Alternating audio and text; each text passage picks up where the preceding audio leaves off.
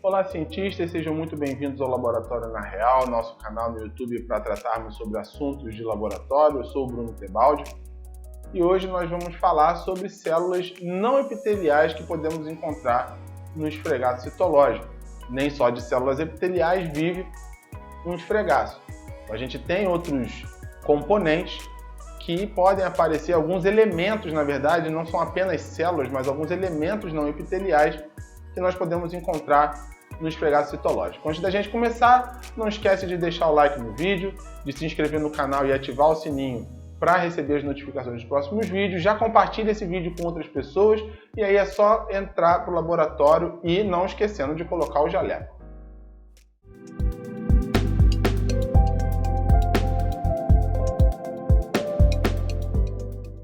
Como eu falei, nem só de células epiteliais é constituído um esfregaço citológico. Nós temos alguns elementos que não são epiteliais e a gente precisa reconhecer esses elementos até para a gente não ficar assustado, porque alguns até acontecem com uma frequência muito grande e em uma quantidade bem elevada em determinados momentos. E a gente precisa aprender a reconhecer, até porque tem um desses que a gente vai falar aqui, que é o grande vilão do citotécnico, né, do citologista, porque é o tipo de célula que pode se disfarçar de várias outras células e a gente acaba confundindo muitas vezes. 20 vezes no cartão R$2. Até com células neoplásicas. E a gente vai ver um pouquinho dessas maneiras dessa célula se apresentar. Mas vamos lá.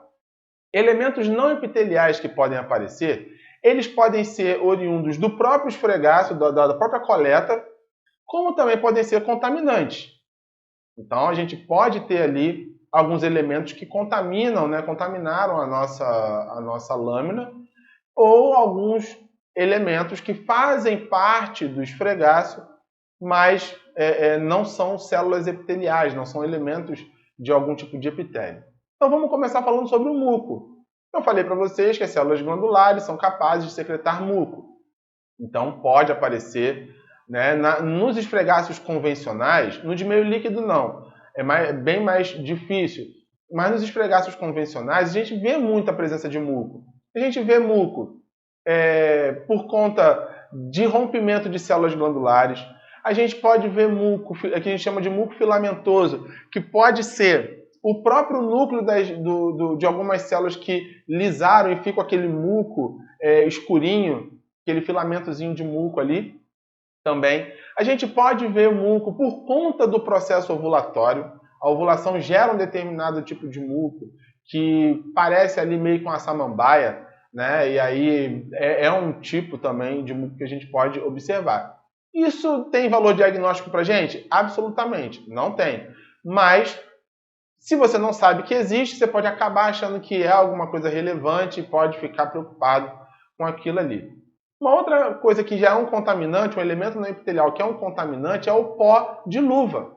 O talco daquelas luvas de látex que a gente usa para facilitar calçar a luva, ele pode, de alguma maneira, cair em cima da lâmina e você vai observar uma estrutura mais ou menos redonda com um X no meio.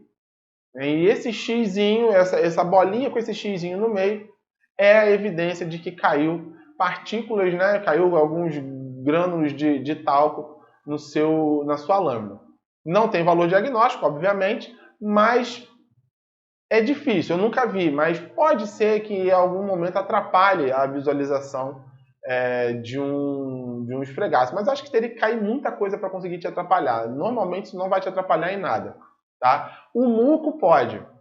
Se você tem uma quantidade de muco muito grande e muito espesso, principalmente em mulheres menopausadas, isso pode, ou em alguns outros tipos de casos, isso pode atrapalhar você a ver, por exemplo, a microbiologia, justamente por conta do muco muito espesso, e aí acaba ficando mais difícil. Tá? Mas não impede você de fazer a leitura de maneira nenhuma. E aí a gente vai para alguns elementos que são próprios do esfregaço, elementos celulares que são próprios do esfregaço. Nós temos uma série de células que podem aparecer ali, que são células de defesa. e elas normalmente vão aparecer, lógico, quando estiver acontecendo algum tipo de infecção, elas vão acabar aparecendo. Então, uma das que a gente vai observar em muita quantidade, na maioria dos esfregaços elas vão existir, são os neutrófilos polimorfonucleares. Então, é muito difícil você pegar um esfregaço que não tenha neutrófilo. Então, você vai ver ele muitas vezes. Característica do neutrófilo. Eles são pequenos, possuem núcleos lobulados. A ideia do polimorfonuclear dá a ideia de que ele tem muitos núcleos, mas na verdade ele não tem muitos núcleos. O que ele tem são vários lóbulos de um mesmo núcleo, que dá essa característica, essa aparência dele ter vários núcleos. Núcleos esses que são hipercromáticos. Então, quando eu quero dizer que um núcleo de uma célula epitelial está sofrendo hipercromasia, ou seja, esse núcleo está sofrendo um processo de hipercoloração, como é que eu sei disso? Quando eu confiro o núcleo dessa célula epitelial com o núcleo do neutrófilo, que é hipercromático. E aí eu sei que essa célula epitelial está sofrendo um processo de hipercromasia nuclear. Então, é uma maneira que a gente tem de fazer esse tipo de avaliação, tá? Então, esses neutrófilos aparecem numa grande quantidade. Das células de defesa é a mais abundante que você vai encontrar no esfregaço citológico. E nós podemos ter um probleminha com eles quando eles aparecem numa quantidade extremamente alta, tá? Que a gente vai chamar de exudato leucocitário. Então, esse exudato leucocitário é uma quantidade muito exacerbada de neutrófilos que acaba impedindo você de fazer o escrutínio citológico, inviabilizando a amostra, e aí é necessário que seja feita uma nova coleta. Tá? Então, não tem como você liberar. Se você encontrou isso em mais de 75% do esfregaço, você não pode liberar esse esfregaço como satisfatório. Tá? Ele é um critério que define esse esfregaço como insatisfatório. E aí você não libera o laudo nisso aí. Você pede uma nova coleta. Tá? Um outro que a gente vai encontrar, esse é o que fica zoando a gente muitas vezes quando a gente está fazendo a leitura, principalmente o pessoal que está começando, são os histiócitos. Os histiócitos, eles são mononucleados. Esses núcleos não têm lobulação. São núcleos normalmente arredondados ou em formato riniforme. Riniforme significa que ele tem formato de rim. Ou, se você achar mais bonitinho, um formato de feijão. Vai dar mais ou menos a mesma coisa. Esses núcleos tendem a ser granulados. A cromatina é granular. O citoplasma é esponjoso, bem vaculizado. Ele costuma ser, na maior parte das vezes, maior que um neutrófilo. O núcleo pode ser central ou excêntrico. Então, ele pode ter um núcleo arredondado central, pode ter um núcleo riniforme central, pode ter um núcleo arredondado excêntrico e também pode ter um núcleo riniforme excêntrico. Então, como é que eu faço para saber se é um histiócito? Citoplasma vaculizado, primeira coisa, e as características do núcleo. Núcleo granular, arredondado excêntrico, riniforme ou concêntrico. Ele pode se apresentar dessa forma. Vou deixar as imagens para que vocês possam observar alguns tipos de histiócitos para vocês entenderem como é que eles podem se apresentar.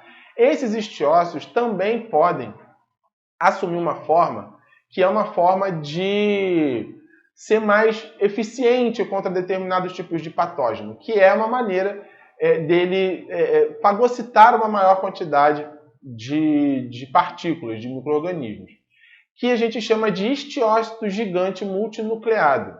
Esse histiócito gigante multinucleado é mais ou menos a ideia de que você não dá na mão com uma pessoa, você chama a tua patota para ir lá e dar um jeito naquele camarada. É a mesma coisa, o histiócito não está dando um jeito sozinho, ele se junta com uma galera, forma um megazord de histiócitos, que a gente chama de histiócito gigante multinucleado, para combater aquele determinado patógeno.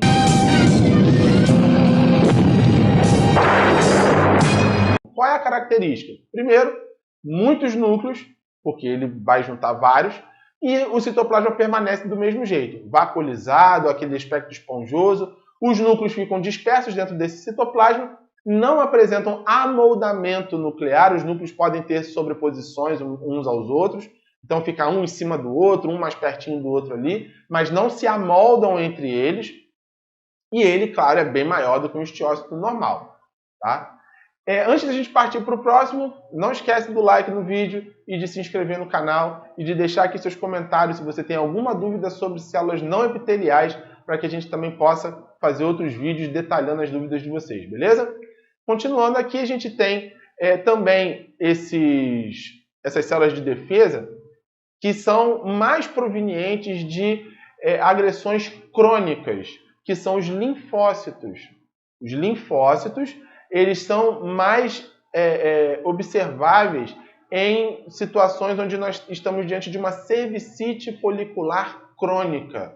Então, essa cervicite se estende por bastante tempo e aí acaba acarretando o aparecimento desses linfócitos. Os linfócitos podem ser ativos ou inativos. Os ativos vão ser um pouco menores, com um núcleo um pouco mais condensado do que os ativos, que são um pouco maiores. Entretanto, uma característica importante sobre os linfócitos. Os linfócitos, eles têm uma alta relação núcleo-citoplasma, tão alta que você dificilmente vai conseguir enxergar o citoplasma desse linfócito. Mas, quando você enxerga o citoplasma desse linfócito, normalmente você vai ver só um pedaço do citoplasma em uma parte do núcleo, porque o núcleo do linfócito é excêntrico. Então ele não é central. Então você não vê ali o citoplasma divididinho em todas as regiões em volta do núcleo. Você vê uma parte aqui ou uma parte aqui do citoplasma justamente pela excentricidade desse núcleo.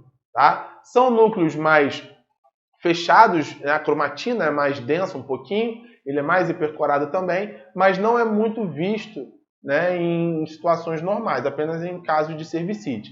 Nesses casos de cervicite crônica, a gente ainda vai ter uma outra manifestação do estiócito, que a gente vai chamar ele de estiócito de corpos tingíveis.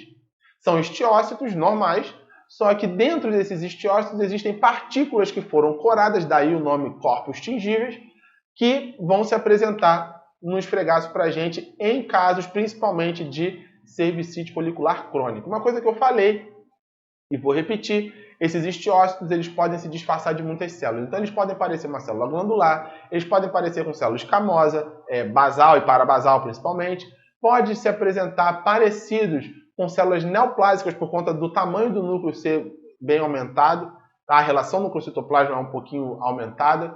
Então a gente tem que ter muito cuidado com esses estiócitos na hora de liberar os esfregados. A gente tem que ver o contexto desses estiócitos para ver se a gente, de repente, não está cometendo um erro e acabar liberando uma lesão sem necessidade, tá? De maneira equivocada. Uma outra célula importante é a célula chamada de plasmócito, que também vai estar ali junto com os linfócitos. Os plasmócitos têm um núcleo que eles dizem que tem um formato, uma aparência de roda de carroça. Também vão ser um pouco menores, com bastante núcleo e bem pouco citoplasma, então uma RNC bem aumentada, né? Uma relação núcleo-citoplasma aumentada. E são as células que produzem os anticorpos. Então, a gente não vê os anticorpos, claro, mas elas são importantes justamente por isso. E a gente sabe, quem conhece um pouquinho de imunologia, que as células da memória adaptativa do nosso sistema imunológico, essas células produtoras de anticorpos, elas vão aparecer em situações crônicas de uma determinada patologia. E uma outra célula também que é não epitelial é a célula sanguínea. Embora ela faça parte do epitélio, ela faça parte do sistema cardiovascular, né, tá lá dentro das veias e artérias, né, ela é um tecido, ela pode eventualmente aparecer, claro, se tiver rompido algum vaso, né, alguma coisa, elas vão acabar aparecendo, ou se as agressões que estão acontecendo naquele local também acabaram destruindo uma parte do vaso de algum capilar sanguíneo ali, e a gente acaba vendo também essas células. As hemácias, elas, se forem encontradas em uma quantidade muito grande, maior do que 75% do esfregaço, a gente também libera como insatisfatório por conta de um esfregaço hemorrágico. Então a gente acaba não liberando, a gente dá como insatisfatório, pede para repetir também. Outras coisas que podem aparecer são creme vaginal, parece uma nuvem de tempestade, Fica um negócio até bonito assim, mas fica uma imagem legal, vou deixar aqui para vocês darem uma olhada. E nós temos um tipo de micro-organismo que é infectante, que não faz parte da microbiologia, que é o aspergillus. Isso pode acontecer em esfregaços que demoraram a ser fixados depois da coleta. Então a gente pode ter a presença de aspergillus, que é um tipo de fungo que cresce bem rápido, tem algumas características parecidas com a cândida, mas ele tem algumas diferenças específicas que quando a gente for falar de microbiologia, eu vou falar mais especificamente sobre ele. Beleza? Pessoal, eu vou ficando por aqui para não deixar o vídeo muito longo e gostaria de lembrar mais uma vez de vocês deixarem um like no vídeo, se inscrevam no canal, compartilhem esse vídeo com o máximo de pessoas que vocês conhecem. Não esquece de me seguir lá nas redes sociais e até a próxima.